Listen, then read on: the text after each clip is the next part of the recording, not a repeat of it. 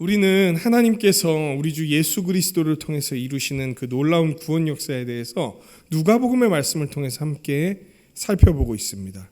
특별히 지난주에는 우리 주 예수님이 세례를 받으신 사건에 대해서, 그리고 그 예수님의 족보에 대해서 우리가 함께 살펴봤어요. 예수님은 세례를 받으실 이유가 전혀 없으신 분이라고 말씀드렸어요. 왜냐하면 당시의 세례 자체가 누가 받는 거였냐면 자신이 죄인됨을 인정하면서 하나님의 용서가 내게 임해야 된다는 것을 시인하면서 나오는 사람, 완전히 내가 죽었다 살아나지 않는다면 나로서는 도무지 하나님 앞에 나아갈 수 없다라고 생각하는 사람들이 받는 게 세례였단 말이에요. 그러니까 죄가 없으신 예수님이 세례를 받을 이유가 없으신 거예요. 그런데 예수님은 세례를 받으셨어요. 왜 그러셨습니까? 바로 우리를 대신하여 자신의 죽음으로 우리를 함께 십자가에서 죽고 살아나서 하나님 나라의 죄 없고 흠 없고 의로운 자로 세우시게 하겠다라는 것을 이 예수님이 세례받는 사건을 통해서 드러내셨다는 거예요. 자신이 결국 종국에 이루실 그 예수 그리스도의 십자가로 우리를 완전히 온전케 할 것이라는 사실을 이 세례를 통해서 미리 보여주셨어요. 이것을 보면서 하나님은 기뻐하시죠. 이게 바로 내가 꿈꾸고 내가 원하는 구원자의 모습, 이 인류를 구원할 나의 방도를 드러내는, 그 구원의 방도이자 그 방도를 드러내는 자로서의 메시아가 바로 이가 맞다라는 것들을 하늘에서 기쁨의 소리를 내시고, 또 이 일들을 잘 감당하게 하시기 위하여 누가? 성령님이 비둘기같이 그 예수님께 내려오셨다는 거예요. 이어서 예수님의 족보가 나옵니다. 세례와 족보는 무슨 상관이 있을까? 누가복음에서 나오는 족보의 의미는 무엇이었습니까? 예수님이 바로 하나님의 아들, 그 하나님의 아들, 하나님의 참된 상속자, 하나님의 아들이 온전히 지켜야 할 것을 다 이루실 자, 그 두 번째 아담, 인류의 대표로서 이 땅 가운데 오셔서 온 세상을 향할, 단순히 이스라엘만 구원할 자가 아니라 온 세상을 향할, 왜냐하면 구원 경륜이 아브라함에게서부터 시작된 게 아니에요. 아담에게서부터, 온 세상의 대표인 아담에게서부터 시작된 거기 때문에 아담까지 족보를 드러냈다는 것은 하나님의 구원이 온 세상을 향하는 구원이라는 사실을 이 족보를 통해서 보여주시는 겁니다. 그거를 드러내 주셨어요. 이제 예수님은 하나님의 아들이자 두 번째 아담으로서, 인류의 대표로서 하나님이 주신 사명을, 그 구원을 이루어내실 거예요. 그리고 그 방법 중에 하나로 하나님의 백성이 이루어야 했는데 그들은 실패했던 그 일을 예수님이 다시 이루시고 회복하시고 성취하실 것임을 보여주는, 그리고 오늘의 본문은 그 첫 번째 스텝이 되는 겁니다. 그 인간은 실패했지만 예수님이 인류의 대표로서 이루실 일들이 어떤 것인가를 보여주는 그 일들로서 하나님의 구원 역사가 드러나기 시작합니다. 본문으로 들어가면 1, 2절 말씀에 이런 내용이 나오죠. 예수께서 성령의 충만함을 입으셨다, 이런 이야기가 나옵니다. 우리가 누가복음 앞에 나왔던 성령을 받았던 사람들의 이름이 나와 있어요. 누가복음에도 어떤 사람들이 있었습니까? 세례 요한의 아버지 사가랴, 엄마 엘리사벳, 그리고 요한, 여호와의 영, 하나님의 영이 그를 붙들었어. 또 그 성전에 있었던 할아버지 시므온, 이런 분들 다 그 하나님의 영, 성령님을 받았었던 사람이었어요. 그런데 이 오늘의 본문에서는 성령을 받았다 이렇게 표현이 안 나옵니다. 뭐라고 표현이 나옵니까? 성령의 충만함을 입었다 이렇게 나와요. 받는 거는 어떤 거죠? 누가 주는 걸 받는 거죠. 스스로 그거를 받는 게 아니란 말이에요. 누가 줘야지만 받을 수 있는 거예요. 그런데 예수님은 입는다는 건 근데 누가 하는 겁니까? 자기 자신이 하는 거예요. 입는다는 건. 예수님은 성령님을 스스로 입었습니다. 스스로 성령의 충만함, 그 기름 부으심을 요청했고 그 요청함을 시행하신 분이 바로 예수님이신 거예요. 왜 성령님의 충만함을 요청하고 그 요청함을 이루심을 받았습니까? 완전한 인간이신 예수님이 성령의 인도하심 가운데 그 사역을 수행할 수 있기 때문이에요. 여러분, 하나님이 주신 미션을 성령님 없이 수행한다는 것은 도무지 어려운 일, 아니 불가능한 일이라고 할 수 있어요. 이 하나님이 주신 사명은 하나님이 보내주신 영과 함께하지 않는다면 이 상황 가운데서, 이 세상 가운데서 이루어낼 수 없는 일들인 거예요. 그런데 오늘의 미션은 예수님이 오로지 사람으로서 이거를 이루어내야 되는 미션이었던 거예요. 그래서 예수님은 성령의 기름 부으심을 요청하신 거예요. 성령의 충만함을 입으신 거예요. 성령의 인도하심을 따라 그 사명을 수행을 하시는 겁니다. 그리고 나타난 첫 번째 사역, 성령의 이끌리심을 따라서 광야로 나아가요. 여러분, 광야가 어떤 곳인지 제가 지난번 전에 설교에서 이렇게 말씀을 드렸던 것 같아요. 광야는 황폐한 곳입니다. 생명체가 살아가기 너무 어려운 곳이에요. 특별히 사람이 살기가 너무 어려운 곳이에요. 그러니까 이 광야에 가서 얻을 수 있는 유익이 뭔지 아세요? 묵상할 때 되게 좋다고 그러더라고요. 뭐 아무것도 없고 별 소리도 안 나고 그러니까 가만히 새벽에 탁 일어나갖고 쌀쌀한 바람 맞으면서 묵상할 때, 혹은 밤에 별들이 막 엄청나게 보이는 거예요. 이제 뭐 불빛이 없으니까 그런 것들 보면서 하나님의 광대하심을 이렇게 볼 때, 그럴 때나 유익이 있지. 광야에서 얻을 수 있는 유익이라고는, 생명체가 얻을 수 있는 유익은 거의 없습니다. 그런데 성령님은 예수님을 이런 광야로 이끌어 가세요. 성경의 표현에 보면 광야로 나아가서 지금 예수님 나아간 게 성령의 이끌림을 받았다라고 얘기하는 겁니다. 성령이 끌고 가신 거예요. 성령님께서 예수님을 이곳으로 이끌어 가신 거예요. 그리고 이곳에서 인간으로서, 다시 말씀드립니다, 인간으로서 마귀에게 시험을 받기 시작하셨어요. 쉽지 않은 시험이었습니다. 왜 쉽지 않았을까? 제가 말했듯이 누구로서 받은 시험이니까?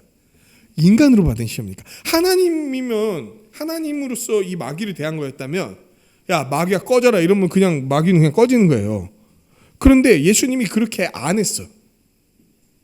왜? 이건 차차 또 설명을 드리도록 하겠습니다.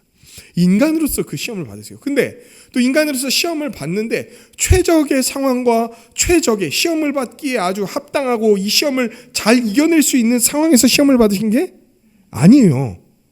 무려 40일간 굶으시면서 시험을 받았다는 거예요. 이 본문에서 나온 시험은 총 몇 가지였습니까? 3가지예요. 근데 이제 나중에 저 본문의 끝을 보면요, 본문에서 나오는 시험이 3가지인 거지 훨씬 많은 시험들이 있었다는 걸 알 수 있어요.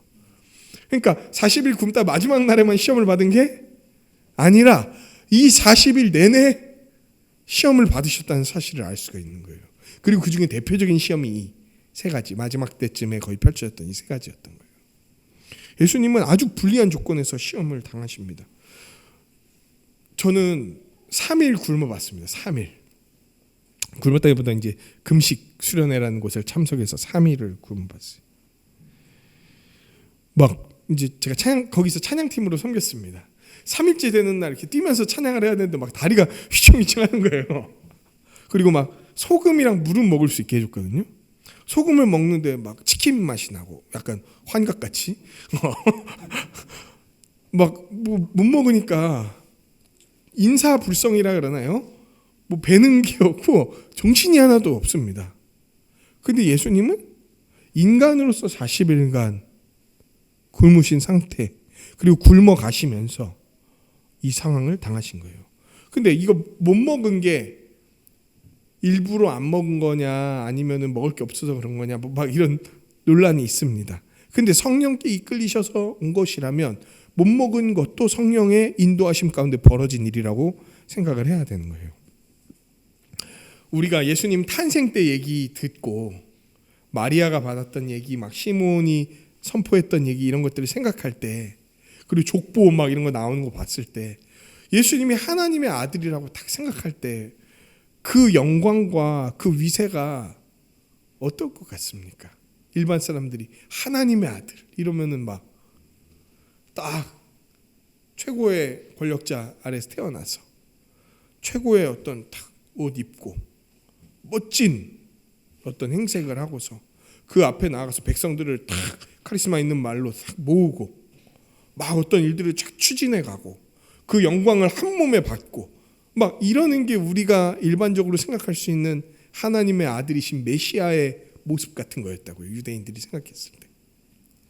그런데 40일간 사람이 광야에 있으면서 굶었을 때 행색을 상상해 보실 수 있으세요? 서울역에서 10일만 굴러다녀도 정말 행색이 아주 남루해지죠. 근데 광야에서 40일간 있었던 거예요. 그러니까 막 옷도 다 해지고 막 바람도 불고 돌 흙먼지 먹고 막 있으니까 막 온 그땐 또 수염도 잘 안 깎았잖아요. 지금 저희들처럼 깔끔하지 않지 않습니까? 그러니까 막 수염에 다 묻고 막 나중엔 기력도 없으니까 침이 막 흘러요. 그럼 입에 근육을 관리 못하니까 막 침은 흐르는데 그 막지도 못하고 막 흙은 묻고 막 그 뭐 계속 그 기력 없는 분들 특징 아시죠? 이거 앓는 거 막 계속 이러고 계셨을 거예요. 예수님이. 그러니까 막 우리가 광야 시험을 받는다 그럴 때 막 어떤 상상을 합니까? 멋지게 예수님이 딱 가부가 틀고 앉아갖고 막 마귀가 막 뭐라 그래도 뭔가 광야에 40일 있었는데 단정해. 막 꺼져라. 뭐 막 이런 모습이 아니었다는 거예요. 거의 그냥 반 정신 나간 상태, 40일 때쯤은 그런 상태로 누워서 아주 험난한 가운데 이 시험을 맞이하고 계셨던 거예요. 완전한 탈진, 스스로의 몸을 일으키기 어려운 상태. 이는 완전한 풍요와 충만의 상태와는 정반대되는 모습인 거예요. 예수님은 이렇게 복된 상태에서 시험을 받은 게 아니에요. 혹은 어렵더라도 좀 공급을 받는 상황에서 시험을 받은 것도 아니었어요. 그 모든 공급이 다 차단되고 끊어진 어떤 도움도 없는 그 상황에서 시험을 받으셨던 거예요. 그러니까 인간으로서 이걸 당하셨다고 생각하면은 얼마나 고초를 당했는가 생각해 볼 필요가 있는 거예요. 아니, 하나님의 아들이 왜 이런 꼴을 당해야 됩니까? 왜 이런 모습으로 시험을 받아야 됩니까? 좀 멋진 모습으로 시험 받을 수 없습니까? 막 하늘 나는 마차 타고 막 불 붙어 있는 마차 타면서 막 마귀랑 막 칼싸움하고 막 한 번 목 날려버리고 막 이러면 안 됩니까? 근데 그분은 아주 초라한 행색과 몰골과 비참한 삶의 모습으로 마귀에게 시험을 받고 있었던 거예요. 그러면서 마귀가 얘기합니다. 네가 만일 하나님의 아들이면, 네가 만일 하나님의 아들이라면 너 능력 있잖아. 너 지금 엄청 배고프지 않아? 너 지금 제일 필요한 게 뭐야? 먹는 거 아니야? 40일간 못 먹었잖아. 네가 하나님의 아들이면 너 충분히 능력 있잖아. 그 능력을 갖고 너의 필요를 채워. 이 돌들에게 명해서 떡이 되게 하라. 너 배고프지도 않아? 기력도 없는 것 같은데? 죽어가는 것 같은데? 너같이 영광스러운 자가, 하나님의 아들이라고 불리는 자가 왜 이런 꼴을 당해야 돼? 능력도 있는데 여기 수많은 게 널려 있는 게 다 돌아냐? 그리고 능력 있잖아. 그럼 돌들로 떡을 만들어 갖고 너의 배를 채워. 너의 필요를 채워. 배고픈데 밥 먹는 게 죄야?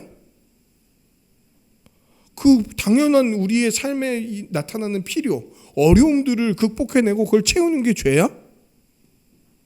그걸 행해. 그럼으로써 네가 진짜 하나님의 아들이라는 사실을, 내 이 정도 능력 있다라는 사실을 드러내. 마귀는 예수님이 하나님의 아들로서 높여졌기 때문에, 그런 존재로 태어났기 때문에 고난받을 이유가 없다. 네가 하나님께 속해 있다면 고난받을 이유가 없다. 고난을 받아서도 안 된다 이렇게 주장을 하고 있는 거예요. 그리고 이 많은 돌들을 떡으로 만들어서 너의 필요, 너의 어려움을 극복하는 게, 굶주림을 면하는 게, 그 편하게 삶을 만드는 게 훨씬 합리적이고 당연한 거 아니냐. 하나님의 능력으로 그 일을 행해라 라고 말하고 있는 거예요. 그런데 예수님은 이에 대해 이렇게 말씀하세요. 거의 이 말씀하신 것도 마귀나 듣지 우리였으면 못 들었을 수도 있어. 거의 막 빈세 상태로 얘기하시는 거니까. 뭐라고 얘기하십니까? 기록된 바. 어디에 기록된 겁니까? 성경에 기록된 바. 다른 말로 말하면 하나님이 말씀하시기를 사람이 떡으로만 살 것이 아니라.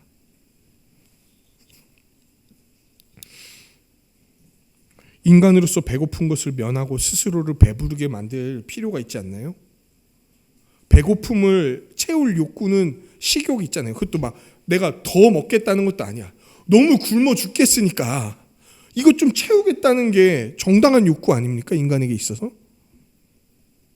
그런데 왜 예수님은 이런 마귀가 예시하는 정당해 보이는 욕구에 알겠다고 얘기하지 않고 왜 위와 같이 이렇게 말씀을 하셨던 걸까요?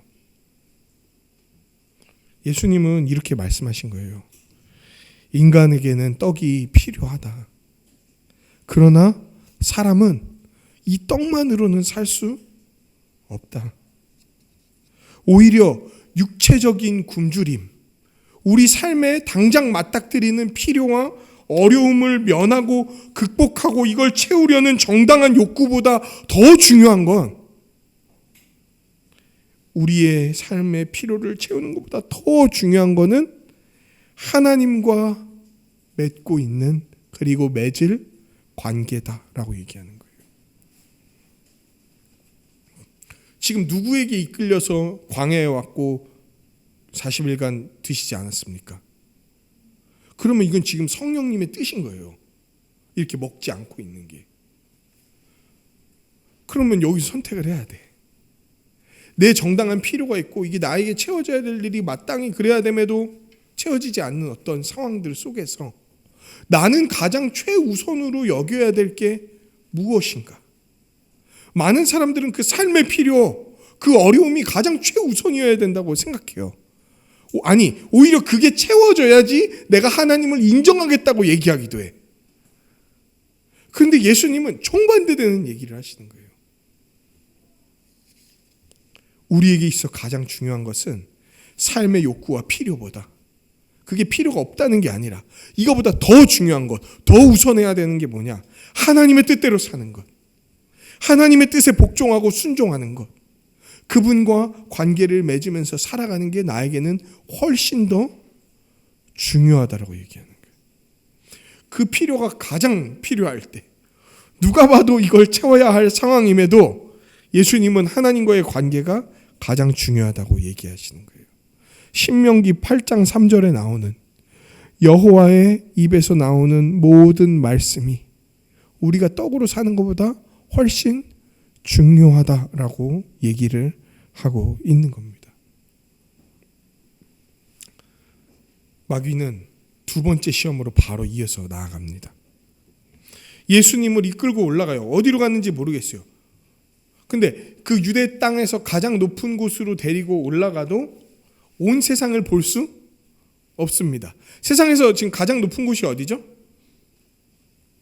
이 지구에서 에베레스트 산이 가장 높은 곳이라고 해요. 에베레스트 산에 올라가도 천하 만국을 다 둘러볼 수 없습니다. 그럼 이건 어떤 거냐면요, 되게 뭐라 그럴까요? 초월적인 어떤 일이었어요. 예수님을 이끌고 높은 곳에 올라갔는데 순식간에 천하 만국을 쫙 보여주는 겁니다. 그러니까 마치 예수님을 데리고 천하 만국의 모든 것들을, 그 경영되고 이루어지고 모여지는 모습들을 순식간에 마귀가 예수님을 데리고 싹 보여줘요. 그리고 말합니다. 이 모든 권위와 영광을 내가 너한테 주겠다. 이것은 내가 받은 것이므로 내가 원하는 자에게 줄 수 있다.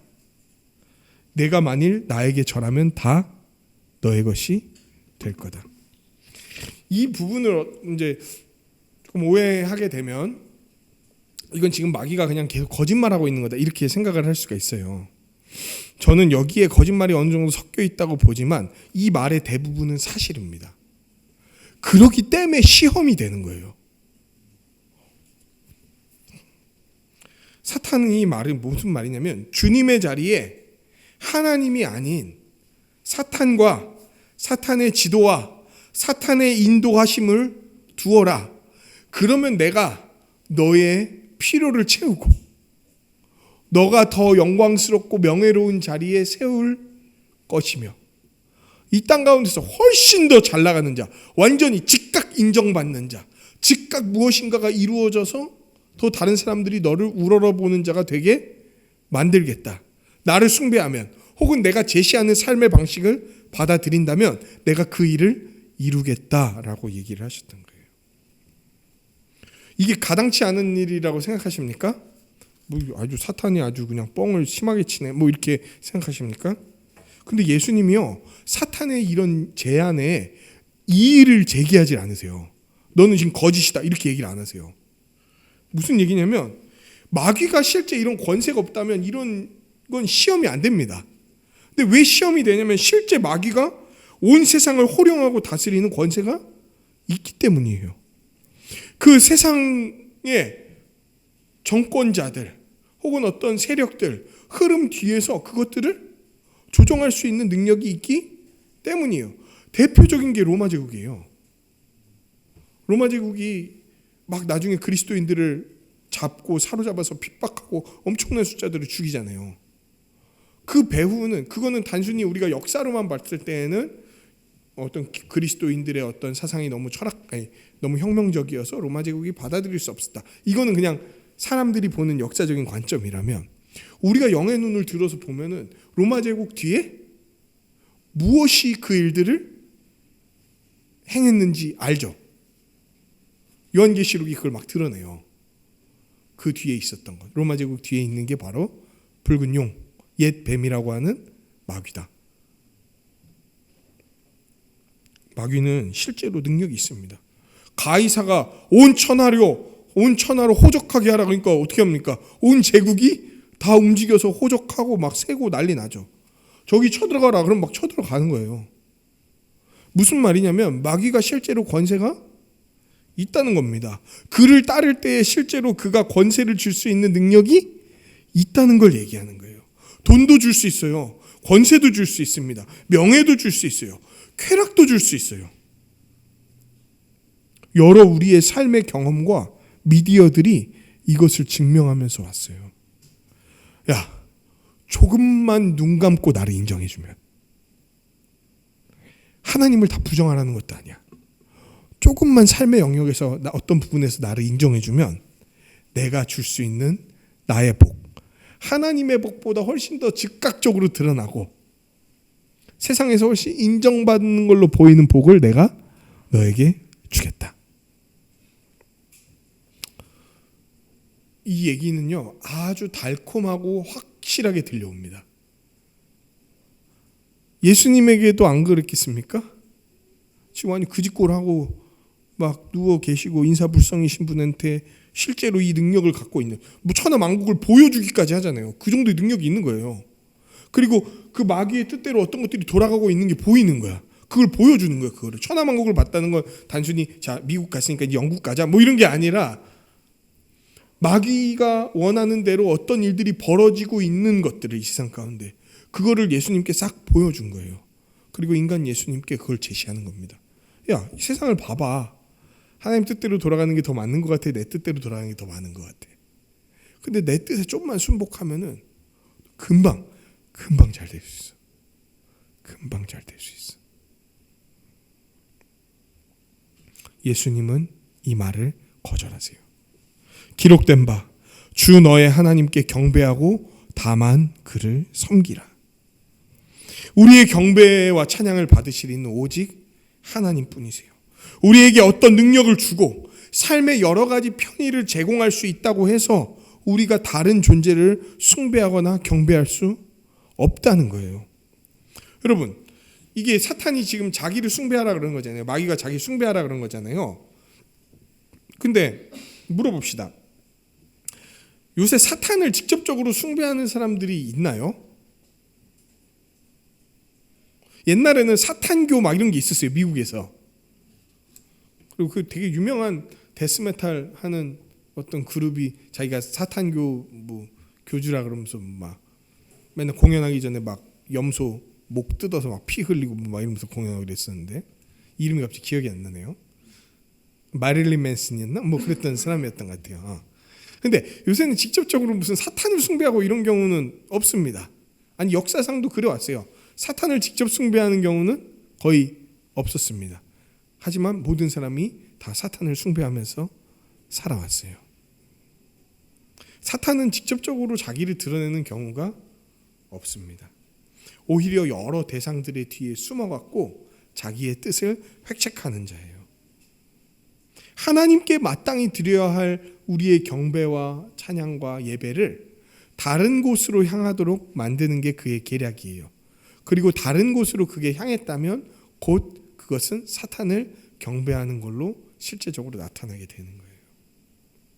하지만 사탄이 약속했던 이 세상, 사탄이 약속했던 이 나라, 이 세상의 복은 가브리엘이 마리아에게 찾아와서 얘기해 주셨던 하나님의 아들이자 마리아의 아들인 예수님에게 약속했던 그 나라와 비교했을 때 비교할 수 없다는 거예요.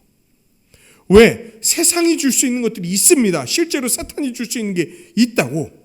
그런데 예수님이 주시는 것들, 영원히 나타날 그 나라는 감히 그것들과 비교할 수 있는 무게를 지니지 않는다는 거예요.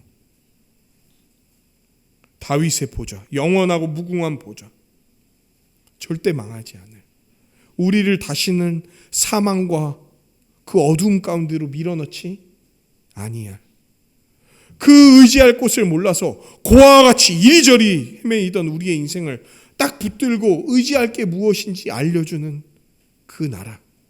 이 세상엔 끝이 있고 우리 개인의 인생엔 종말이 있을 터이지만 그 나라에서는 영원하고 복된 삶을 살아갈 수 있을 거라고 말하는 그 나라. 모든 세상이 다 자기만을 위해서 살아가는 그때 다른 이들을 위해 자신의 인생을 내어주고 섬기고 살리도록 애쓰고 연락하고 어떻게든 돕고자 하는 그 나라. 감히 세상이 꿈꿔보지도 못했던, 행할 수도 없었던 그 나라. 그 나라를 약속하는 하나님의 약속에 비해 사탄이 보여준 건 광대했지만 그 나라에 비하면 이 사탄의 제안은 너무 초라한 대체물을 내미는 거예요. 그런데 눈이 가리워져 있으면 이 초라한 대체물이 초라한 대체물로 안 보여요. 이게 전부인 것처럼 보인다고. 그러니까 하나님은 완전히 부정하거나 아니면 조금만 부정해. 이 정도는 내가 좀 사탄 걸 따라도 되겠지. 좀 따르겠습니다, 주님. 당장 주님 나한테 뭐 안 주시니까 당장 줄 수 있는 사탄의 손을 내가 조금 요 새끼손가락만 좀 잡겠습니다.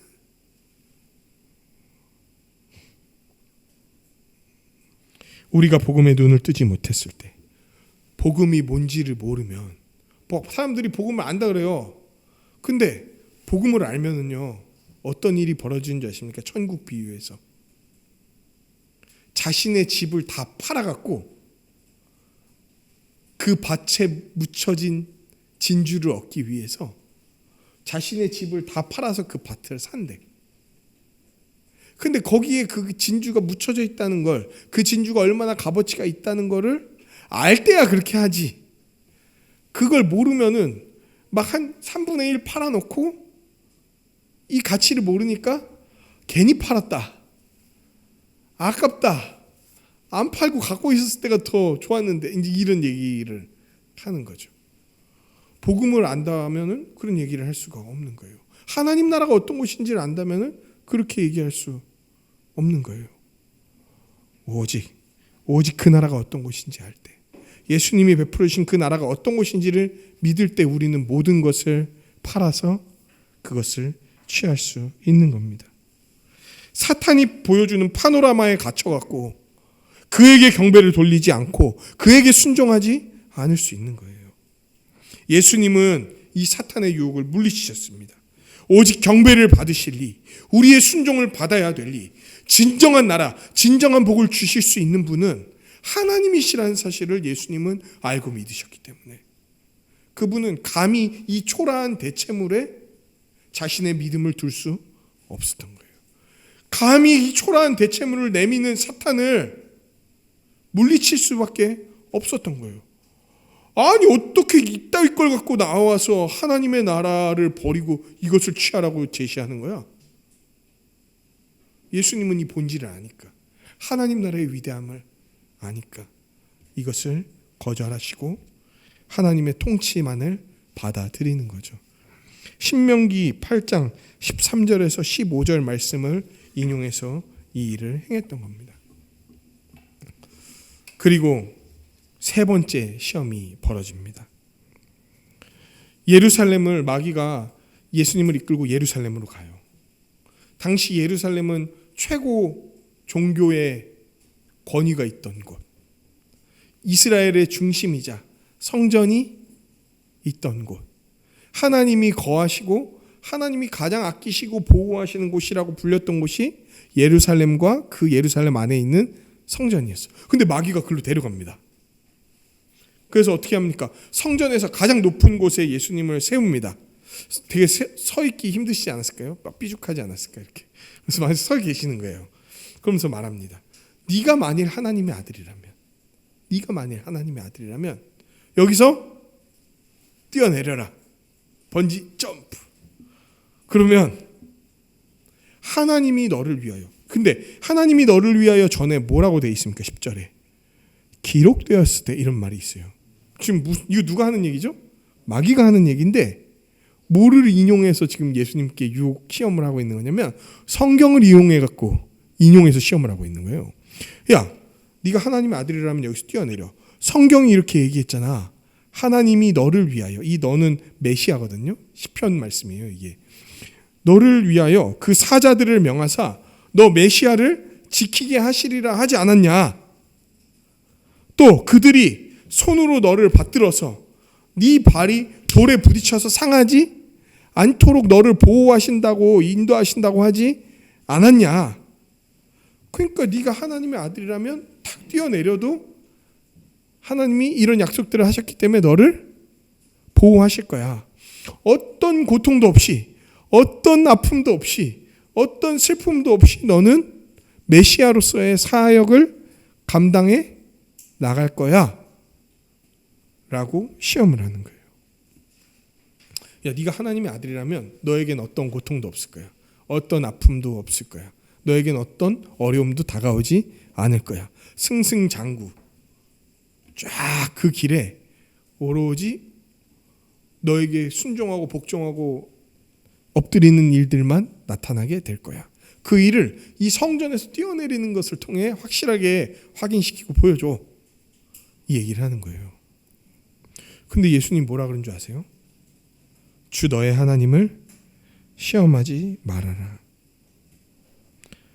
야, 너는 어떤 상황에서도 안전할 거야. 하나님의 천사들이 너를 보호할 거고 어떤 악도 너에게 다가오지 않을 거야. 하나님을 시험해 봐봐. 정말 네가 안전하고 평안하게 그 사역을 감당할 것인지 시험해 봐봐. 너 하나님의 아들 아니냐? 하나님은 어떤 분이시죠? 우리를 내버려 두시고 내팽개치시는 분인가요? 아니요. 보호하시는 분이세요. 하나님의 아들들을 보호하시는 분이세요. 그리고 특별히 하나님의 독생자를 아주 사랑하시고 아끼시고 보호하시는 분이세요. 그런데 우리는 알고 있습니다. 하나님의 보호하심과 인도하심이 아무 때나 무턱대고 이루어지는 일이 아니라는 것을 알고 있어요. 오히려 예수님은 완전한 보호 가운데 영광의 자리에 가시는 게 아니라 정해진 그때에 하나님이 이끄시는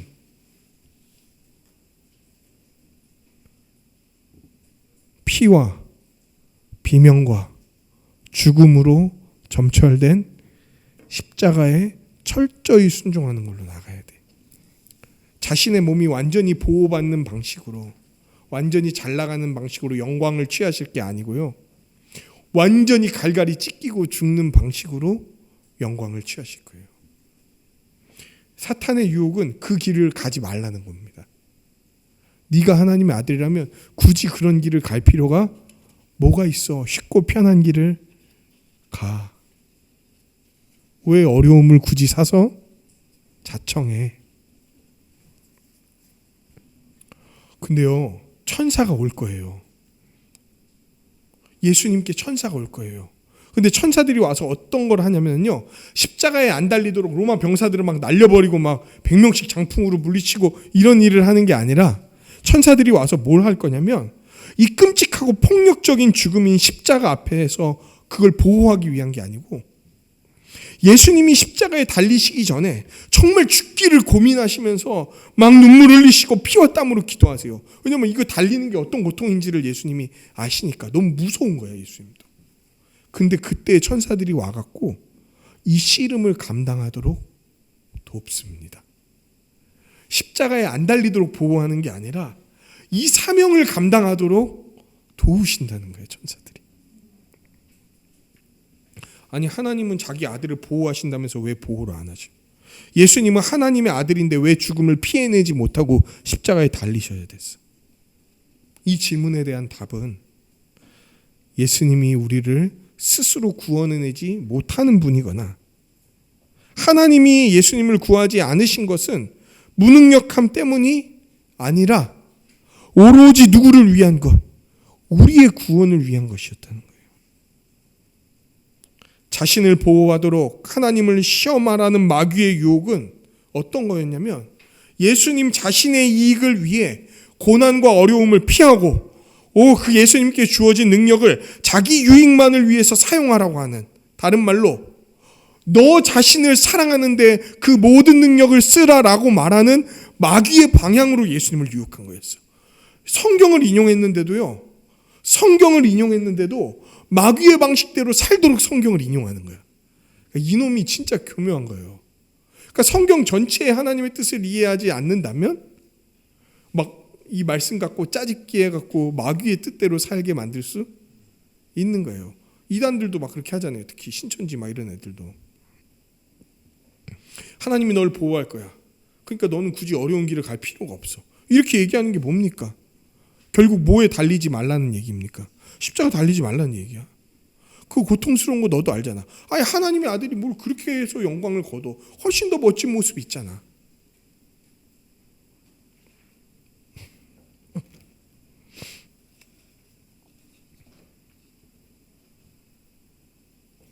그런데 예수님은 아셨어요. 하나님을 시험하는 것은 심각한 범죄다. 하나님은 우리가 시험해야 될 대상이 아니라 경배하고 따르고 신뢰해야 될 대상이야. 시험할 대상이 아니라 신뢰해야 될 대상이 바로 하나님이시라는 거예요. 누가 감히 하나님을 시험합니까? 누가 감히 그 능력의 의문을 표할 수 있습니까? 누가 감히 그분의 신실함을 불신할 수 있습니까? 성경에 근데 하나님을 시험해보라고 하는 구절이 나오지 않습니까? 말라기 같은데 막 하나님 시험해보라. 곡간을 막 채울 것이다. 뭐 막 이런 얘기 하잖아요. 그럼 그 시험해보라는 건 뭐냐면요, 하나님이 그런 능력이 있는 분인지 없는 분인지 테스트해보라는 말이 아니에요. 그 시험은 뭐냐면 그분이 그런 분이심으로 너 신뢰하면서 그분을 위해 살아라, 이 얘기인 거지. 어디 하나님이 줄 수 있는 분인지 없는 분인지 한번 테스트 좀 해봐야겠다. 감히 피조물이 조물주를 시험한다고? 어떻게 그렇게 불경스러운 얘기를 합니까? 오히려 그분의 광대함을 신뢰하고 믿음으로 순종해라, 이 얘기인 거예요. 하나님은 테스트 받아야 될 분이 아니고 신뢰받아야 할 분이 하나님이신 거예요. 예수님은 그 말씀을 통해서 이를 이겨내시는 거예요. 마귀는 모든 시험을 다 한 후에 떠납니다. 근데 그 앞에 뭐가 하나가 붙어요. 얼마 동안 이게 붙어. 이게 뭐냐면, 예수님은 이제 여기에 본문에 뭐라고 나와 있습니까? 마귀가 모든 시험을 다 한 후에 이제 이렇게 돼 있습니다. 모든 시험을 다 한 후에. 이걸 통해 예수님이 당한 게 단순히 3가지 시험만 당한 게 아니라 온갖 시험을 다 당했다는 것을 우리가 알 수 있어요. 동시에 마귀의 시험이 다 끝났다는 걸 의미하는 것도 아닙니다. 여전히 시험은 남아있어요. 얼마간 떠나 있는 거니까. 다시 돌아올 거야. 일시적인 패배일 거야. 적당한 때가 됐을 때 마귀는 또다시 예수님을 공격할 겁니다. 시험을 줄 거예요. 어떤 때 그런 게 나타납니까? 대제사장이나 서기관들이 예수님 죽이려고 했을 때, 다른 여러 상황을 통해서 예수님이 십자가가 아닌 곳에서 높임을 받으실 수 있는 기회가 됐을 때, 어떤 게 있으냐면요, 백성들이 예수님을 모셔서 갑자기 막 산인가 들판에서 왕으로 모시려고 그래요. 그때 예수님이 어떻게 하신 줄 아세요? 왕이신데도 거기에서 영광을 받으면 안 되셔. 그래서 그 자리를 피하십니다. 너희가 뭐 이런 얘기다. 너희가 아직 내가 그리스도인 것을 알리지 말아라. 지금 여기서 나의 정체성과 영광이 드러날 것이 아니다. 그때가 될 거다. 그 나의 영광을 드러낼 때가 될 거야. 아직 여기가 아니야. 하나님의 뜻은 아직 아니야. 이걸 이렇게 미루시는 거예요. 가룟 유다를요 막 유혹합니다, 사탄이. 그래서 결국 가룟 유다가 넘어져서 예수를 은을 받고 팔죠. 시몬 베드로를 넘어뜨려 갖고요, 예수님을 죽으로 끌려가는 예수님의 눈앞에서 그분을 부인하는 일을 만들어요. 예수님 인간이잖아요. 하나님이시지만 인간이잖아요. 자기를 그렇게 따라다니고 그 예수님이 붙잡히기 직전, 아니 붙잡힐 때에도 막 붙잡는 애 귀를 칼로 쳐서 떨어뜨릴 만큼 예수님을 보호하고자 했던 가장 믿는 베드로가 예수님이 마지막 붙잡혀 나가는 그 장면에서 눈이 마주쳤을 때 했던 얘기가 가장 심한 욕을 뱉으면서 나는 그를 모른다고 얘기하는, 그걸 예수님이 당하게 했단 말이에요, 사탄은. 예수님 그런 시험을 받으시는 거예요. 그리고 예수님의 붙잡히심, 그 죽음, 그 배후에 다 사탄의 시험이 있는 겁니다. 그런데 왜 우리는 이 예수님의 얘기를 복음이라고 하냐면, 예수님이 그 모든 시험에도 불구하고 그 모든 시험을 다 승리로 이끄셨기 때문이에요. 그렇기 때문에 이게 우리에게는 복된 소식인 거예요. 그리고 오늘 이 광야에서의 시험의 승리는 이 신호탄 같은 거예요. 이제부터 펼쳐질 모든 시험에서 우리 주 예수님이 이기실 거라는 것을 보여주는, 그리고 종국에는 완전한 승리를 거두어서 이 사탄의 모든 무리를 이 땅 가운데서 제거해 버릴 것이라는 가장 확실한 예표가 바로 오늘의 말씀인 겁니다. 오늘의 말씀을 이제 적용하도록 하겠습니다. 여러분, 마귀는 존재합니다. 왜 제가 이런 얘기를 하는 줄 아십니까?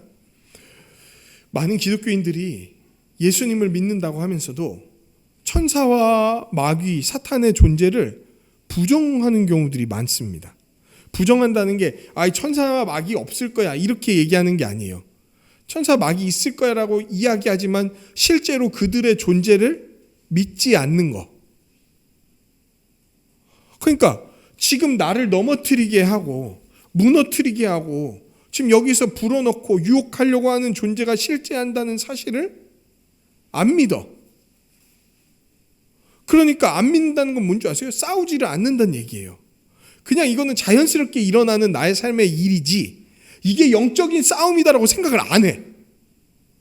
그냥 나의 삶에 일어나는 어떤 몇 가지의 트러블, 내 정서적인 문제, 어떤 몇 가지의 어떤 연약함과 그냥 내가 어떤 감정이 들었고 어떤 생각들이 들었고 그래서 이 일들을 했고 그래서 이런 문제들이 일어났어. 이 정도 수준에서 생각하게 만드는 그것. 왜? 마귀의 존재를 실제 인정하지 않으니까. 근데 마귀는요, 지금도 살아 숨쉬고 있습니다. 믿지 않는 자들을 지배하고 있습니다. 세상을 통제하고 하나님의 뜻대로 살지 못하도록 엄청나게 방해하고 있습니다. 여러분, 그게 이전에 우리가 살았던 삶이 마귀가 우리를 다스리고 있다는 가장 확실한 증거입니다.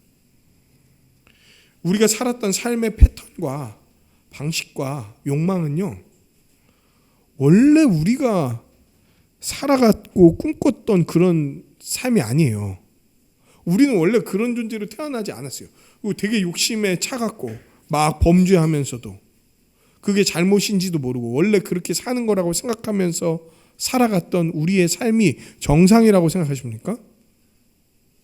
그렇게 외로움을 겪고 그렇게 아픔을 겪고 그렇게 힘듦을 겪고 배신을 당하고 고난을 받고 서로를 믿지 못하고 그저 뭐 하나 더 뜯어 먹으려고 하고 뒤통수 치려고 하고 남에게 베풀지를 않고 무정하고 이런 것들이 원래 우리의 모습이라고 생각하십니까?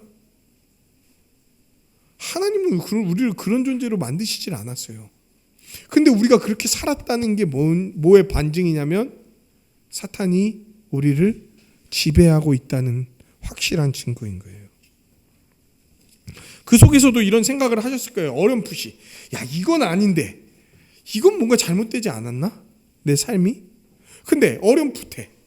뭔가 이상하지만 딱히 대안을 내밀 것도 없고 의지할 것도 없어서 제가 맨날 쓰는 표현, 개가 성경에 나오는 표현이에요. 개가 토한 것을 먹듯이 또 그 삶을 사는 거 있잖아요. 이렇게 끊어내지도 못해.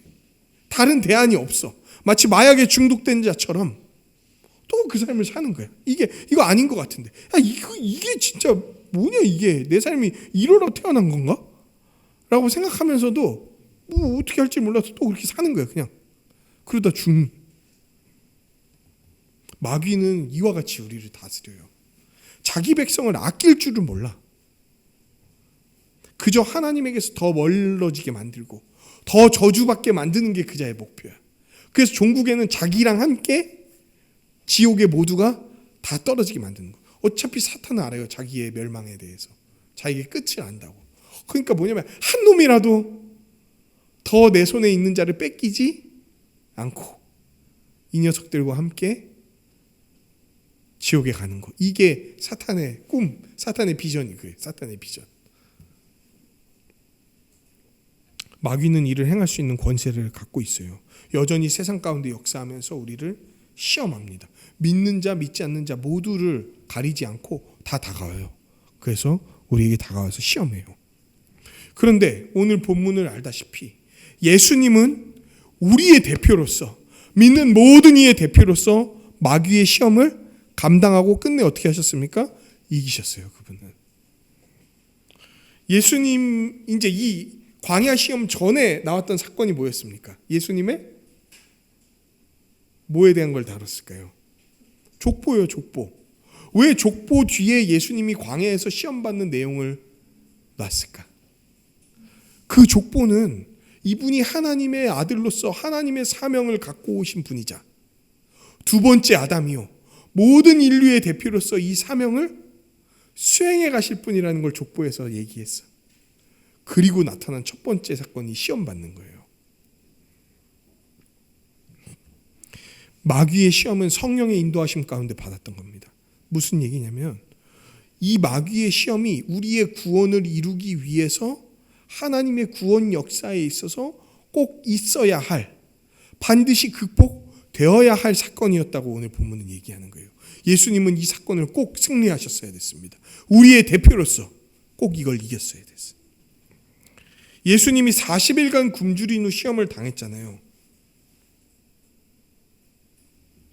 근데 이거는 성경에서 나타난 두 가지의 큰 시험을 떠올리게 합니다. 너무나 풍족하고 모든 것이 온전하고 평화로웠던 에덴의 첫 인류이자 모든 인류의 대표였던 아담이 마귀에게 받았던 시험. 또 40년간 하나님을 신뢰하지 않으므로 40년간 광야에서 떠돌아야 했던, 그럼에도 그들은 광야에서 떠돌았지만 예수님처럼 40일간 못 먹었던 게 아니에요. 40년간 하나님이 어떻게 하셨습니까? 그들을 먹이고 채우셨지. 만나와 외출하기로. 물이 없으면 물을 나게 하시고, 광야에서 갑자기 물이 쏟아지는 거는요, 있을 수가 없는 일이에요. 근데 막 반석에서 갑자기 물이 나오잖아. 이거는 누가 일으키는 일이라는 걸 보여줍니까? 하나님이 먹이시는 거라는 걸 보여주는 거예요. 3일도 사람이 혼자서 살아갈 수 없는, 어떤 외부의 도움 없이는 3일도 살아갈 수 없는 광야에서 200만 명이 넘는 사람이 40년간을 버텼다는 것은 하나님이 완전히 먹이시고 돌보시고 입히셨다는 거예요.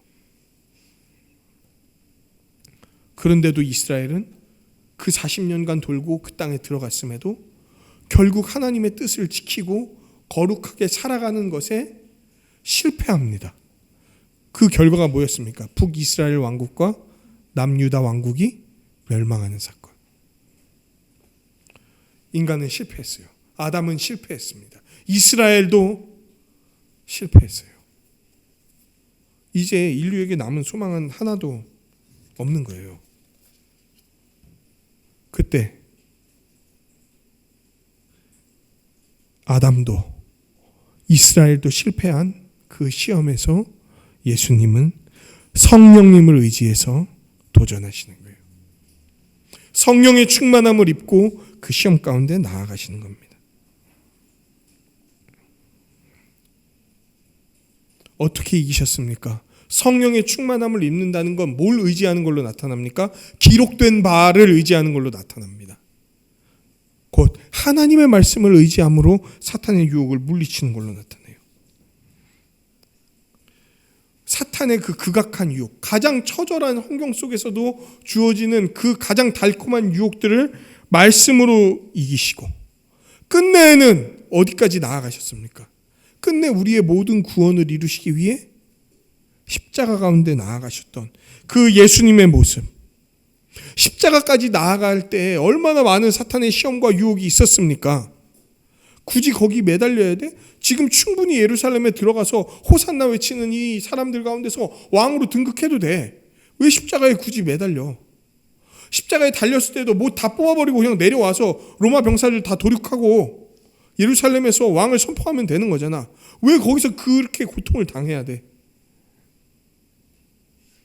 하지만 예수님은요, 끝내 하나님의 뜻과 그분의 말씀에 순종함으로 자신의 이익과 유익을 따르지 아니하고 하나님의 뜻과 사명을 최우선에 두면서 그 일들을 이루어 가셨다는 거예요. 그리고 이제 우리는 예수님이 이루신 그 모든 사역으로 말미암아 우리가 이루지 못했던, 아담과 이스라엘이 이루지 못했던 승리를 우리도 맛보게 되는 겁니다. 이게 세 번째 적용이에요. 우리도 이제 마귀의 시험에 대적하면서 이기며 나아갈 수 있어요. 하나님의 은혜에 스스로를 묶어두십시오. 그리고 끊임없이 기억하십시오. 예수님이 십자가에서 이루신 이 모든 공로와 승리를 믿으십시오. 아니, 광야에서 거두신 이 승리를 굳게 신뢰하십시오. 예수님은 이기셨어요. 가장 처절하게 힘든 상황에서 인간으로서 이 모든 것들을 감내하고 극복하고 이겨내셨던 거예요. 그렇기 때문에 이제 예수 그리스도를 믿는 우리는요, 마귀에게 패배해서 아담처럼 또다시 하나님을 저버린 죄로 처벌받지 않을 거예요. 믿음으로 예수 그리스도에게 나아가는 모든 사람은 그 누구도 하나님 나라에서 쫓겨난 아담처럼 처벌받지 않을 거예요. 실패한 자로 여김받지 않을 거예요. 오히려 마귀의 시험에서 완전히 승리한 자로서 하나님께 거두어짐을 받을 겁니다. 더 나아가서 예수님의 승리를 믿으면서 나아갈 때 그 승리에 오늘도 참여하는 자로 살아갈 수 있게 되는 거예요.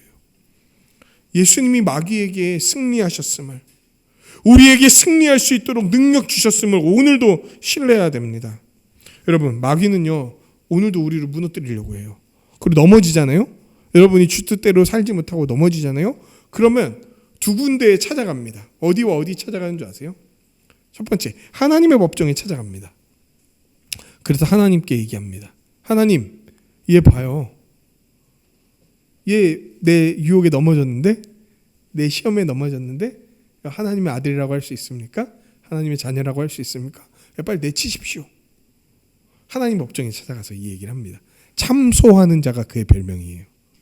그리고 또 어디 찾아온 줄 아세요? 우리한테 찾아옵니다. 그러면서 우리 마음 가운데 뭐라고 얘기하는 줄 아십니까? 야, 너는 안 돼. 너는 안 돼.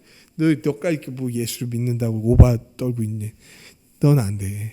그냥 송충이가 솔잎을 먹어야지 갈잎 먹으면 죽어. 원래 살던 대로 살아. 그게 편하잖아. 그게 더 복되다고 생각 안 해? 그게 더 좋다고 생각 안 해? 괜히 뭐 예수 믿는다고 막 오바하고 난리치고 어차피 넌 안 돼. 그렇게 살 수가 없어. 봐. 넘어지는 거 봐.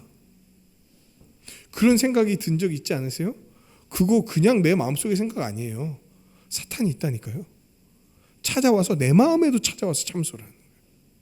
그래서 무너뜨려 마음을. 안 될 거라고. 너는 안 될 거라고. 그래서 은혜에 우리를 묶어놔야 됩니다. 그 은혜에서 우리가 떨어질 수 없도록 완전히 묶어놔야 돼. 도대체 하나님과 예수님이 그런 우리를 위해 어떤 일을 행하셨는지를 계속 매일매일 내 머릿속에 마음 가운데 두드리고 집어넣어야지 그 사탄의 참소에 넘어가지 않을 수 있는 거예요. 사탄이 그렇게 말하면 뭐라고 얘기하시는 줄 아세요? 하나님이? 사탄아, 나도 안다. 그래서 내가 내 아들을 이 땅 가운데로 보내서 십자가에 달리겠다. 그리고 너를 이기겠다. 그리고 그 내 아들 안에 그들을 뒀어. 너가 이렇게 참소할까 봐. 그래서 나는 그들을 패배한 자로 여기지 않고 승리한 자로 받아들일 거다. 우리 스스로도 생각을 해야 돼. 내가 예수를 믿는다면 지금 어디에 있는가? 그 사탄이 함부로 나를 무너뜨릴 수 없다는 존재라는 걸 알아야 돼. 예수님의 피가 그렇게 보잘것없는 게 아니라는 거예요. 그저 내가 낙심하고 그냥 넘어지도록 할 만한 그런 성질의 것이 아니라는 거야. 넘어졌을 때 우리를 다시 붙잡아서 일으켜 세우는 능력이요. 우리의 넘어짐도 다 덮고 나아가게 하는 능력이요. 더 나아가서 우리를 예수님과 같이 승리하면서 나아가고 살아가게 만드는 그 능력이 하나님의 은혜와 예수 그리스도의 십자가 보혈에 있다는 것을 우리는 오늘도 믿어야 된다는 거예요. 예수님의 능력을 신뢰함으로 싸우십시오. 왜? 그분이 이미 이기셨어요. 이미 이기신 그 싸움에 합류하세요. 여러분의 싸움은 어떤 싸움이냐면요, 여러분이 무슨 장비처럼 막 그 앞에 나가갖고 막 사탄의 목을 날리고 이런 거 아니에요. 우리의 싸움은 어떤 거냐면 한 10만 대 100명이 싸우는 싸움 같은 거예요. 우리가 누구냐면 10만. 100명하고 싸우는데 그 100명의 장수의 목이 이미 날아가 버렸어. 우리 대장 때문에. 그럼 뭡니까? 이제 10만 명의 병사가 그냥 몰려가갖고 그 100명 그냥 도륙하면 되는 아주 쉬운 싸움. 이 싸움이 우리의 싸움인 거예요. 왜? 우리 보고 저 장수를 이기라고 말했으면 우리는 그 장수를 이길 수 있을까요? 없을까요? 그걸 보여주는 게 이스라엘과 골리앗의 싸움 같은 거예요. 이스라엘이 움직이질 못해. 하나님이 분명히 이기게 하시는 싸움인데도 골리앗 한 명 대적을 못해. 근데 되게 연약해 보이는 아이가 와갖고 물맷돌로 그냥 대적을 쓰러뜨리고 목을 잘라버려. 그 대적의 칼을 빼갖고 목을 잘라버렸어. 목을 잘랐다고 나와요. 그러니까 그제서야 군사들이 힘을 얻어서 그 대장이 거둔 승리를 힘입어 나가서 다 물리쳐버리는. 우리 싸움은 그런 싸움인 거예요. 이미 예수님이 십자가에서 거두신 일 때문에 아주 쉬운 싸움을 하게 된 거예요. 근데 여러분, 쉬운 싸움을 하게 됐다는 것은 어떤 거냐면 우리가 이길 수 있는 싸움이 되었다는 걸 말하지 그게 치열하지 않다는 걸 의미하는 건 아니에요. 우리의 싸움은 치열할 거예요.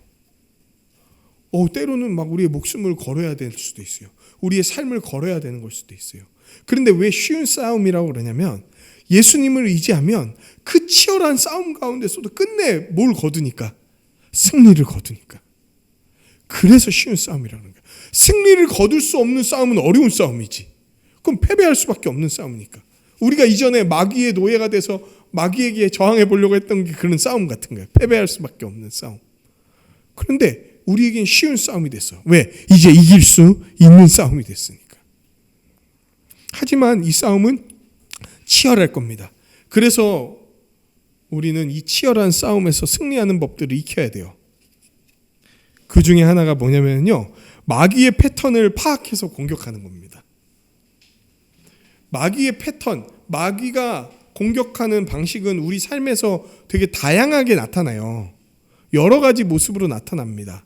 가족 간의 갈등을 통해서 나타나기도 하고, 직장에서 겪는 어려움을 통해서 나타나기도 하고, 자녀로 말미암아 나타나기 되게 많습니다. 그런데 모양은 다양하지만 원리는 비슷비슷해요. 그리고 그 원리는 크게 세 가지로 나타납니다. 바로 오늘 본문에 나와 있는 것처럼. 첫 번째, 어떻게 다가옵니까? 하나님의 뜻보다 우리의 필요를 더 우선하라는 유혹으로 다가와요. 이게 어떤 말이죠? 우리는 여러 가지 필요 속에 살고 있잖아요. 어떤 필요들은 지금 우리한테 되게 급박해. 이 문제가 빨리 해결돼야지만 내가 진짜 살 수 있다. 숨 쉬면서 살 수 있다. 막 이렇게 생각되는 것들이 다 있으실 거예요. 그래서 사탄은요, 이 기회를 틈타 갖고 그 문제에 우리가 매몰되게 만들어서 하나님의 뜻을 따르고 하나님 나라를 온전히 누리도록 하는, 하나님을 사랑하고 이웃을 사랑하는 삶, 이런 삶의 모습이 가장 뚜렷하게 드러나는 교회적인 삶을 사는 것보다 내 인생의 문제, 그 급박한 문제가 훨씬 중요하고 그게 빨리 해결되어야 된다고 생각하게 만드는 게 바로 사탄이 쓰는 아주 강렬한 유혹인 거예요. 우리의 문제는 해결되어야 되는 것들입니다. 맞아요. 해결해야 돼요. 그런데 우리의 문제가 우리의 삶에 있어서 가장 우선순위가 되어서는 안 됩니다. 우리의 삶이 우리의 삶의 우선순위가 될 때 우리는 쉽게 우상숭배의 길로 나아가기가 쉬워진다는 거예요. 그럼 뭐를 가장 우리의 최우선순위에 둬야 됩니까? 무엇이 가장 우리에게 있어서 추구해야 될 바가 되어야 될까요? 마태복음 6장에서는 우리가 가장 추구하고 구해야 될 게 무엇인지 두 가지로 이야기합니다. 마태복음 6장 33절.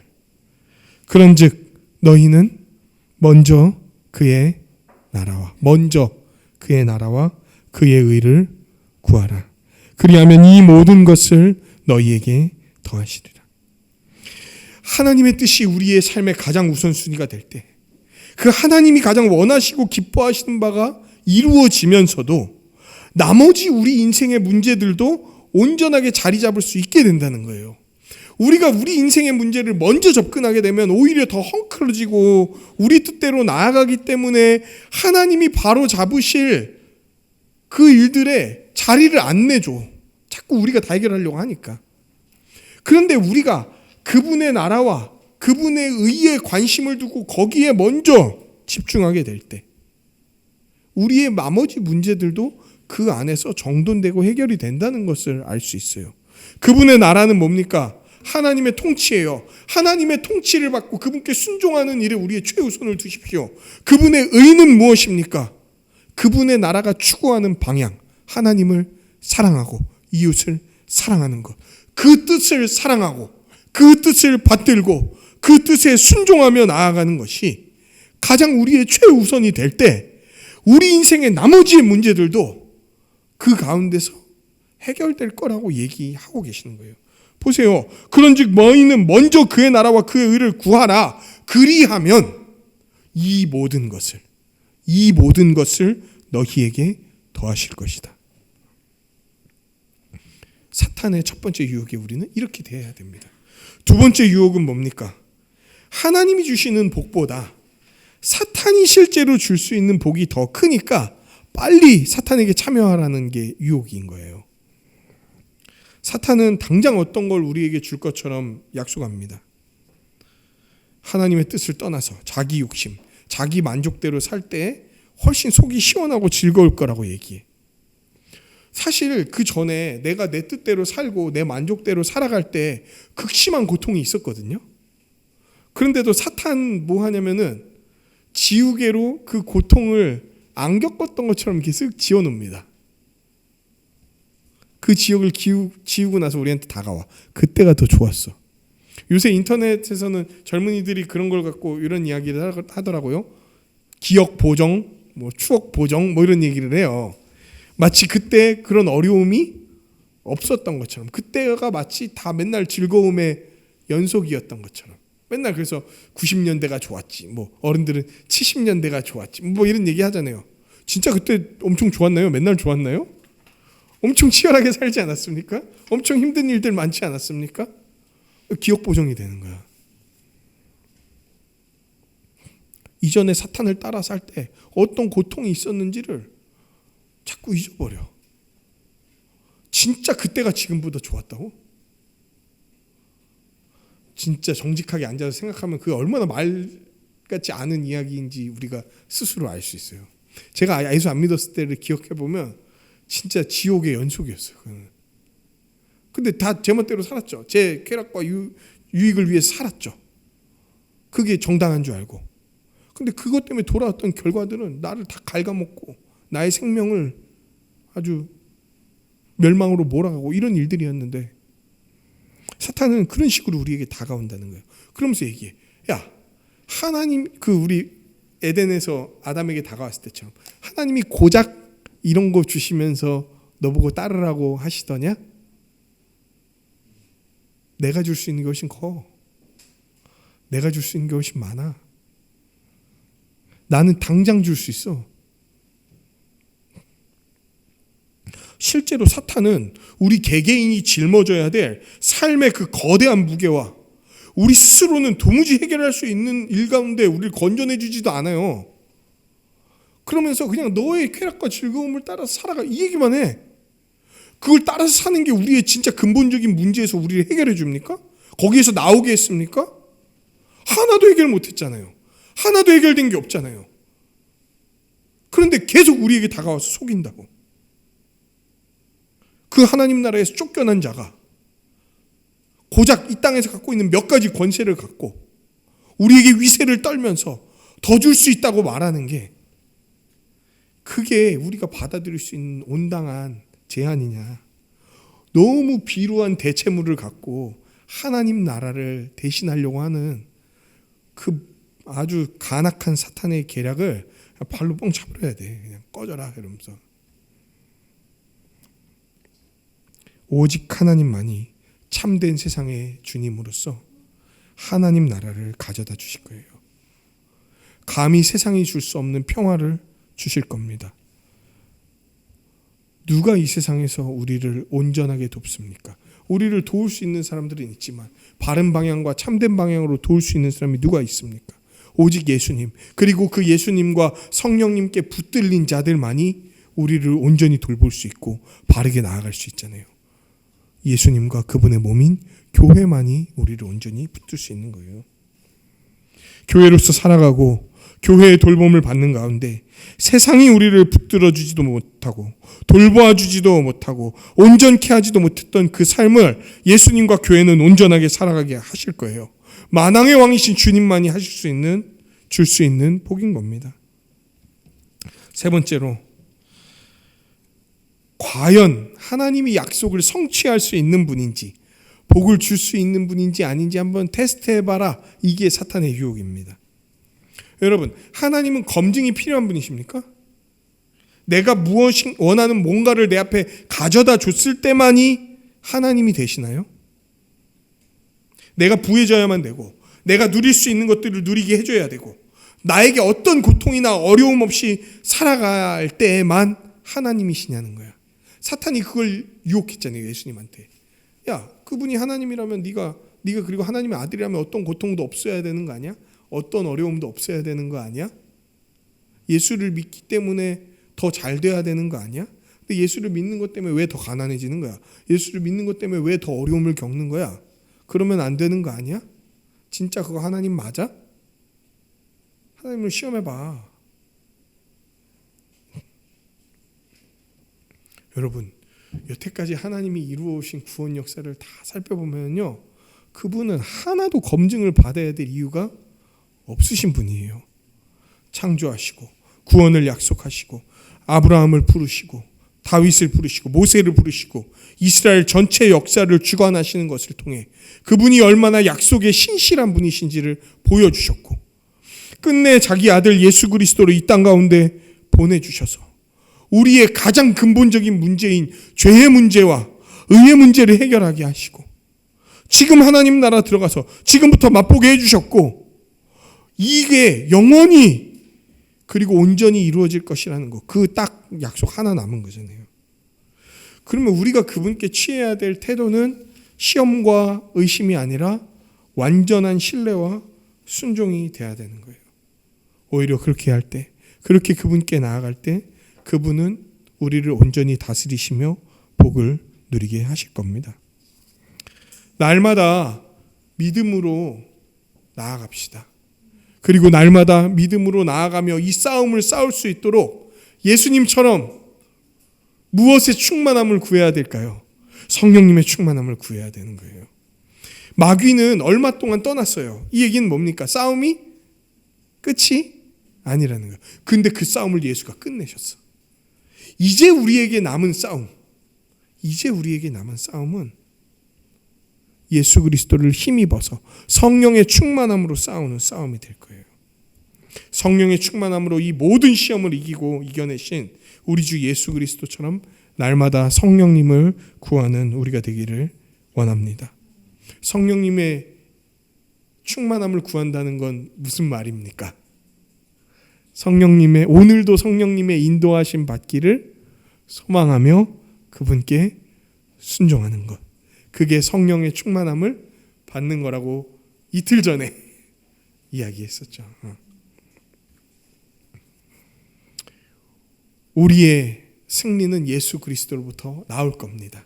그런데 우리의 승리가 반복될 때에 우리는 하나님 나라 샬롬이 도래했다는 것을 맛보게 되고, 그 샬롬을 누리는 날들이 쌓이면 쌓일수록 하나님 나라에 대한 확신이 더 생기게 될 거예요. 승리의 반복은 평강을 가져다 주고 평강의 반복은 확신을 가져다 줄 겁니다. 날마다 이 확신 가운데 살아가는 우리 한세사람 교회가 되기를 주님의 이름으로 간절히 소망합니다.